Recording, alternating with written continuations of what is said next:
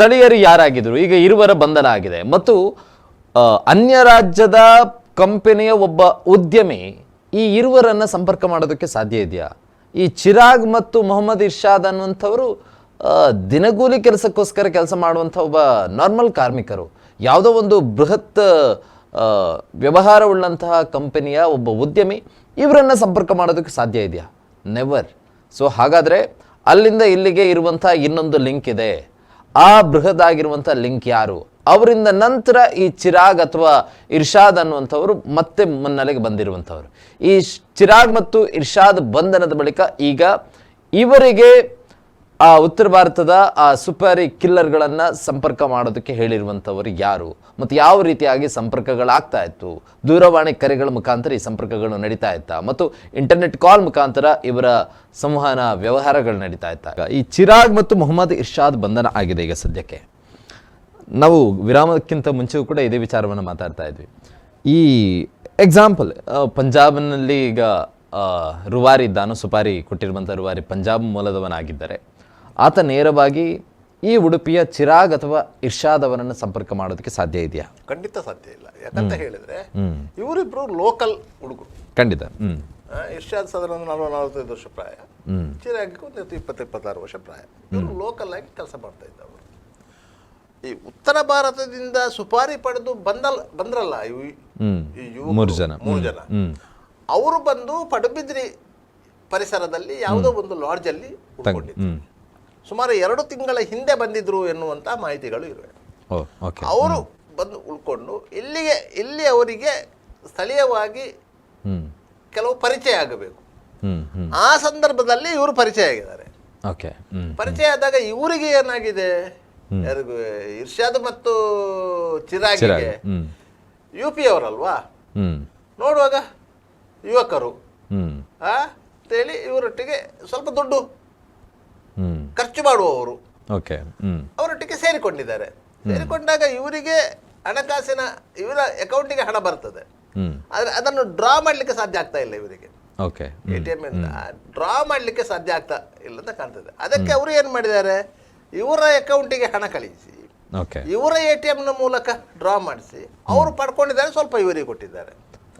ಆದ್ರೆ ಇವರ ಈ ಚಿರಾಗ್ ಮತ್ತು ಇರ್ಷಾದ್ ಅವರ ಉದ್ದೇಶ ಕೊಲೆಗೆ ಸಂಬಂಧಪಟ್ಟ ಹಾಗೆ ಅಲ್ಲ. ಕೊಲೆ ಮಾಡ್ಲಿಕ್ಕೆ ಅಂತ ಬಂದವರಿಗೆ ಅವರು ಈ ರೀತಿಯಾಗಿ ಸಹಾಯ ಮಾಡಿದ್ದಾರೆ, ಹಣಕಾಸಿನ ವರ್ಗಾವಣೆಗೆ ಸಹಾಯ ಮಾಡಿದ್ದಾರೆ. ಇದು ಸಹಜವಾಗಿಯೇ ಅವರು ಈ ಕೊಲೆ ಪ್ರಕರಣದಲ್ಲಿ ಸಿಲುಕೊಂಡಿದ್ದಾರೆ.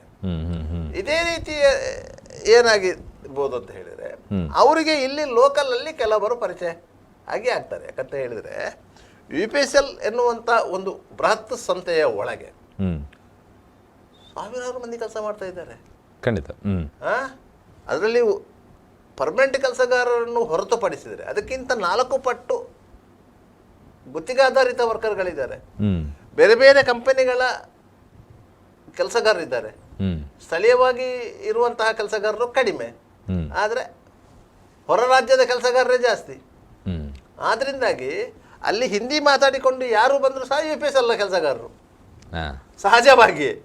ಪಡುಬಿದ್ರಿ ಪರಿಸರ ಆಗಿರ್ಬೋದು, ಯರ್ಮಾಳ್ ಆಗಿರ್ಬೋದು, ಉಚ್ಚಿಲ ಆಗಿರ್ಬೋದು, ಈ ಕಡೆಯಿಂದ ನಂದಿಕೂರ್ ಆಗಿರ್ಬೋದು, ಬೆಳ್ಮನ್ ಆಗಿರ್ಬೋದು, ಈ ಎಲ್ಲ ಏನಕ್ಕೆ ಹೋದ್ರೆ ನೀವು ಹಿಂದಿ ಮಾತಾಡಿದ್ರೆ ಸಾಕು, ಅವರೆಲ್ಲ UPSL ಅವರಿಗೆ ಯಾವ ಸಂಬಂಧವೂ ಇಲ್ಲ. ಆದ್ರೂ ಜನ ತಿಳ್ಕೊಳ್ಳೋದು ಹಾಗೆ ಇವರೆಲ್ಲ ಉತ್ತರ ಭಾರತದಿಂದ ಬಂದವರು ಅಂತ ಹೇಳಿ. ಅದ್ರಲ್ಲಿ ನೀವು ಇಡೀ ಅಲ್ಲಿನ ಕಾರ್ಮಿಕರನ್ನು ನೀವು ಅಮೂಲಾಗ್ರವಾಗಿ ಅವರನ್ನು ಚೆಕ್ ಮಾಡ್ಲಿಕ್ಕೆ ಹೋದ್ರೆ ನಿಮ್ಗೆ 10% ಮಂದಿ ಆದ್ರೂ ನಿಮ್ಗೆ ಬಾಂಗ್ಲಾದೇಶದವರು ಸಿಗ್ತಾರೆ. ಖಂಡಿತ.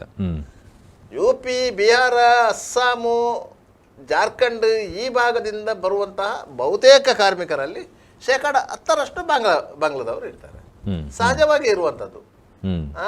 ಆದ್ರಿಂದ ಅವರೆಲ್ಲ ಅಲ್ಲಿ ಶೆಡ್ ಗಿಡ್ಗಳಲ್ಲಿ ವಾಸ ಮಾಡುವವರು.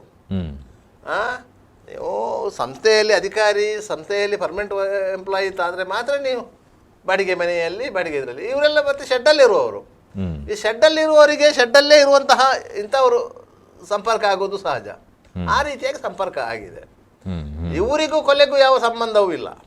ಆದರೆ ಕೊಲೆಯ ಸಂಚಿನ ಹಿನ್ನೆಲೆಯಲ್ಲಿ ನಡೆದಂತಹ ಈ ಹಣಕಾಸಿನ ವ್ಯವಹಾರಕ್ಕೆ ಇವರು ಬಳಕೆಯಾಗಿದ್ದಾರೆ. ಆದ್ದರಿಂದ ಇವರು ಆರೋಪಿಗಳು. ಓಕೆ. ಆದ್ದರಿಂದ ಇವರು ಆರೋಪಿಗಳು. ಅದರಿಂದ ಇವರನ್ನು ಇದರಲ್ಲಿ ಆರೋಪ ಪಟ್ಟಿಯಲ್ಲಿ ಸೇರಿಸ್ತಾರ ಬಿಡ್ತಾರ ನಂತರದ ಪ್ರಶ್ನೆ. ಈಗ ಇವರನ್ನು ಅರೆಸ್ಟ್ ಮಾಡಿರುವುದು ಆ ಕಾರಣಕ್ಕಾಗಿ. ಪ್ರಕರಣದ ತನಿಖೆಯಲ್ಲಿ ಇವರ ಅಕೌಂಟ್ ಹಣಕಾಸಿನ ಚಲಾವಣೆ ಆಗಿದೆಲ್ಲ, ಆ ರೀತಿಯಾಗಿ ಇವರನ್ನು ಈಗ ಅರೆಸ್ಟ್ ಮಾಡಿರುವಂಥದ್ದು. ಓಕೆ. ಇವರು ಕೊಲೆ ಪ್ರಕರಣದಲ್ಲಿ ನೇರವಾಗಿ ಭಾಗಿಯಾದವರು ಅಲ್ಲ. ನೇರವಾಗಿ ಭಾಗಿಯಾದದ್ದೇ 3 ಮಂದಿ. ಅದರಲ್ಲಿ ಸಹ ನಮಗೆ ಸ್ಪಷ್ಟವಾಗಿ ಗೊತ್ತಾಗೋದು 2. ಮತ್ತೊಬ್ಬ ಎಲ್ಲಿದ್ದ ಎನ್ನುವುದನ್ನು ನಂತರ ಅದು ಗೊತ್ತಾಗಿರೋದು. ಓಕೆ. ಆದ್ರಿಂದಾಗಿ ಅವರು ಅಲ್ಲಿಂದ ಬಂದು ಯರ್ಮಾಳಿಗೆ ಬರ್ಲಿಕ್ಕೆ ಮೂಲ ಕಾರಣ ಇವರಿಬ್ರು ಯರ್ಮಾಳ್ನವರೇ. ಇವರೇ ಅಲ್ಲಿಂದ ಅವರನ್ನು ಬಸ್ಸಿಗೆ ಹತ್ತಿಸಿರುವುದು ಹೆಚ್ಚಿನ ಅಂಶ. ಆದ್ರಿಂದಾಗಿ ಅವರಿಗೆ ಹಣಕಾಸಿನ ನೆರವು ಕೊಟ್ಟು ಬಸ್ಸಿಗೆ ಹತ್ತಿಸಿರುವುದು. ಅವ್ರ ನಂತರ ಬಸ್ಸಲ್ಲಿ ಹೋಗಿರುವುದು, ಮತ್ತೆ ಅಲ್ಲಿ ಒತ್ತಿನಣೆಯಲ್ಲಿ ಸಿಕ್ಕಿ ಬಿದ್ದಿರುವುದು. ಓಕೆ. ಸೊ ಪೊಲೀಸ್ ಇಲಾಖೆಯು ಕೂಡ ಅದನ್ನೇ ಮೆನ್ಷನ್ ಮಾಡಿರುವಂಥದ್ದು. ಕೃತ್ಯ ನಡೆಸುವ ಬಗ್ಗೆ ಹಣ ವರ್ಗಾವಣೆ ಮಾಡಲು ಸಹಾಯ ಮಾಡಿ ಕೃತ್ಯಕ್ಕೆ ಸಹಕರಿಸಿದ ಆರೋಪಿಗಳು ಅಂತ ಹೇಳಿ. ಹೌದು. ಯಾಕಂತ ಹೇಳಿದ್ರೆ ಅವರ ಮೇಲೆ ಆರೋಪ ಇದೆ. ನಾಳೆ ಇನ್ವೆಸ್ಟಿಗೇಷನ್ ನಲ್ಲಿ ಅದಕ್ಕೆ ಸರಿಯಾದ ಸಾಕ್ಷ್ಯಗಳು ಸಿಗದಿದ್ರೆ ಅವರು ಡ್ರಾಪ್ ಆಗ್ಲಿಕ್ಕೂ ಸಾಧ್ಯತೆ ಇದೆ. ಇಲ್ಲದ್ರೆ ಅವರು ಇದಕ್ಕೆ ಸಾಕ್ಷಿಗಳಾಗಲೂ ಸಾಧ್ಯತೆ ಇದೆ. ಇನ್ವೆಸ್ಟಿಗೇಷನ್ ಅಲ್ಲಿ ಯಾವ ರೀತಿಯಲ್ಲಿಯೂ ಬದಲಾವಣೆಗಳು ಆಗಬಹುದು. ಈಗ ಇರುವುದೇ ಅದು ಫೈನಲ್ ಏನಲ್ಲ. ಅಂಡರ್ ಇನ್ವೆಸ್ಟಿಗೇಷನ್ ಇರುವಂತಹ ಯಾವುದೇ ಪ್ರಕರಣಗಳಲ್ಲಿ ಅದು ಫೈನಲ್ ಅಲ್ಲ.